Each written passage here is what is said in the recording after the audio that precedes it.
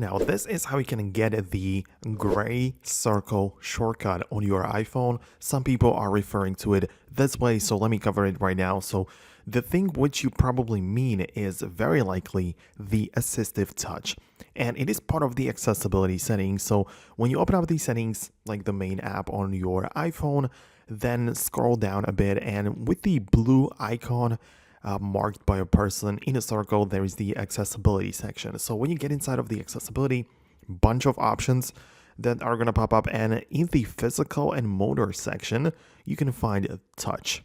It's again marked by a blue icon with like a finger pointing. So tap on this, and literally the first thing is assistive touch. So when you tap on this menu again, you have the ability to enable it, and when you do so, this gray circle shortcut is going to pop up on the screen. This is very useful in case some of the crucial functions of your iPhone just stopped working. For example, if your volume buttons, or I don't know, the power button, whatever, it can replace that and replace the functionality. In the past, like people who used to have like the iPhone with the home button, if that stopped working, you could easily replace it with a shortcut like this.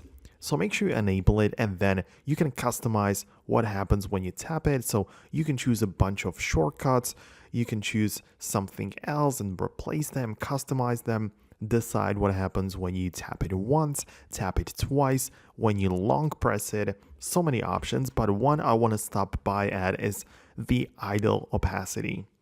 So this is on my devices set to the lowest possible option, which is 15%. In reality, it means that whenever you're not using this circle thing shortcut, you probably don't want it to obstruct the view of whatever you have on your screen.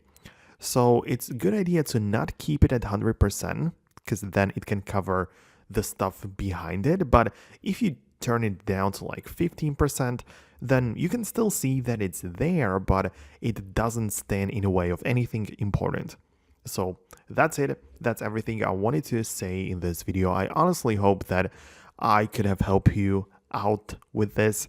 Hope you found this tutorial helpful. If you did, let me know below by hitting the like button or leave a comment, up to you. But anyways, thank you for any kind of interaction, and subscribe as well. I'll see you in the next video.